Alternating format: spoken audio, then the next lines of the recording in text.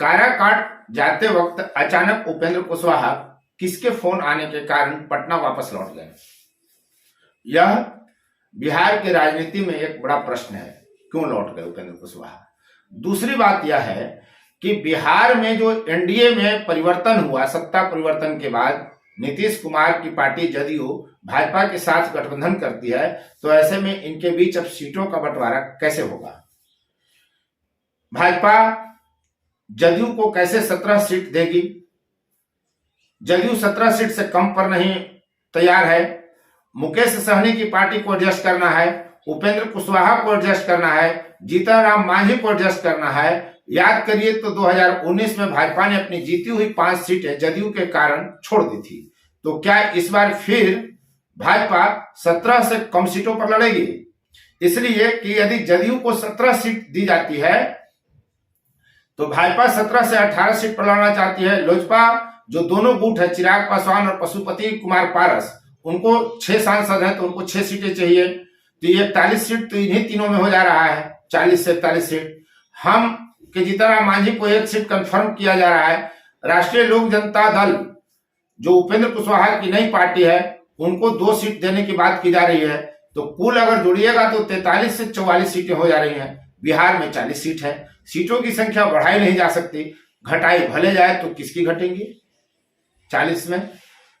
इस वीडियो में हम इसी मुद्दे पर बारीक, बेबाक और तटस्थ विश्लेषण करेंगे और एक एक कर आपको हम सारी बात बतलाते हैं कि लोकसभा चुनाव की जो बिसात बिछाई जा रही है, नीतीश कुमार महागठबंधन छोड़कर भाजपा के साथ जुड़े हैं, राजग के साथ जुड़े हैं, तो उनको कैसे एडजस्ट किया जाएगा।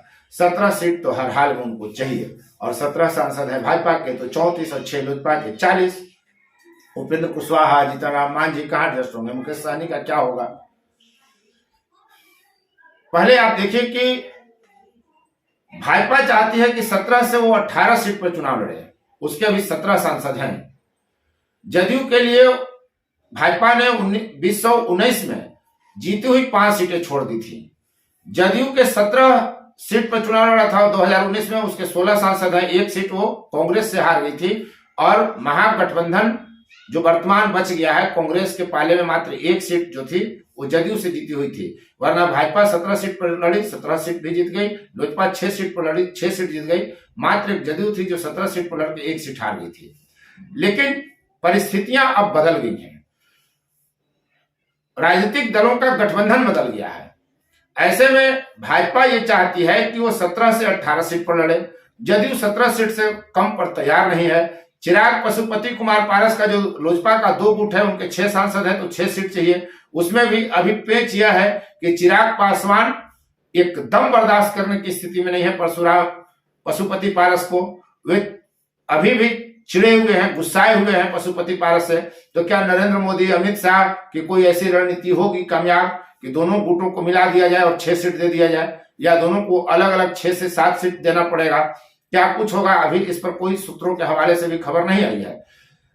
राष्ट्रीय लोक जनता दल उपेंद्र कुशवाहा, जिस तरह से उनको मनाया गया सत्ता हस्तांतरण के समय, सत्ता परिवर्तन के समय, उनको राजभवन बुलाया गया, जेपी नड्डा का उनको कॉल गया, वे काराकाट जा रहे थे और रास्ते से वापस लौटकर वो राजभवन गए। यानी भाजपा की पूरी कोशिश है कि उपेंद्र कुशवाहा को नाराज नहीं किया जाए, जबकि उसने सम्राट चौधरी को उप मुख्यमंत्री बनाकर कुशवाहा वोट साधने का प्रयास किया है। इसके बावजूद भाजपा ये नहीं चाहती कि कोई गठबंधन का साथी रूठे, बिद के अलग हो और वो कमजोर हो। ऐसे में उपेंद्र कुशवाहा को एडजस्ट करने की चुनौती है। रामविलास पासवान, लोजपा की जो 2 गुटे हैं, उसको साधने की कोशिश है। जीतन राम मांझी के बेटे को बिहार सरकार में मंत्री बना दिया गया, लेकिन जीतन राम मांझी के लिए गया सीट कंफर्म माना जा रहा है। तो सीटें आएंगी कहां से? जदयू को एडजस्ट कहां किया जाएगा? जो खबरें आ रही हैं छनकर, उसमें यह बात है कि फार्मूला एक तय किया गया है जदयू को एडजस्ट करने के लिए, जदयू को 17 सीट देने के लिए।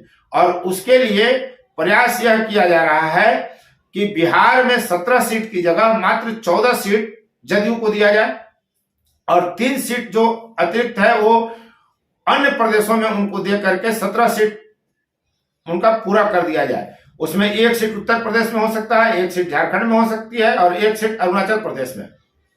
जदयू ने बहुत पहले एनडीए गठबंधन का जब जदयू हिस्सा थी और सीट बंटवारे को लेकर जीत चल रही थी, तभी जदयू ने अरुणाचल प्रदेश में एक सीट पर प्रत्याशी घोषित कर दिया था। भाजपा की रणनीति है कि वहां कोई सीट न देकर उनका समर्थन भाजपा कर दे, यानी एनडीए की तरफ से वो प्रत्याशी बन जाएंगे और एक सीट उत्तर प्रदेश और एक सीट झारखंड में दे दिया जाए। जदयू को 17 सीटें हो जाएंगी और यहाँ जो 3 सीटें कटेंगी उसमें 2 उपेंद्र कुशवाहा को और एक हम पार्टी जीतनराम मांझी को देकर एडजस्ट कर लिया जाए। ये एक फार्मूला है। प्रश्न यह भी उठेगा कि क्या नीतीश कुमार और जदयू इस फार्मूले को स्वीकार कर लेगी, तैयार हो जाएंगे नीतीश कुमार। जो जानकारियां छन करा रही हैं उसमें नीतीश कुमार के पास अब विकल्प कम है। अब फिर से वो गुलाटी नहीं मार सकते, यू टर्न नहीं ले सकते, पलटी नहीं मार सकते।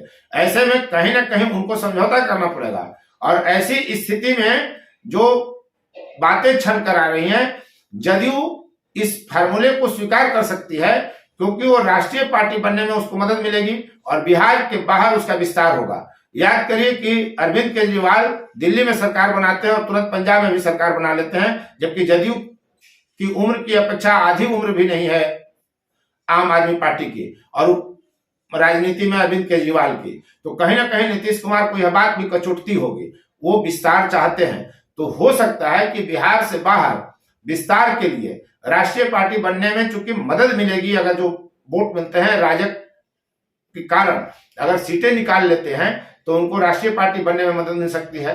तो यह भी संभावना है कि नीतीश कुमार जनता दल यू जो है वो भाजपा के इस फार्मूले को स्वीकार कर ले। अगर यह फार्मूला जदयू स्वीकार कर लेती है तो फिर कोई कलह नहीं, कोई टकराव नहीं बच जाता है और सीटों का बंटवारा बहुत सहजता से हो सकेगा।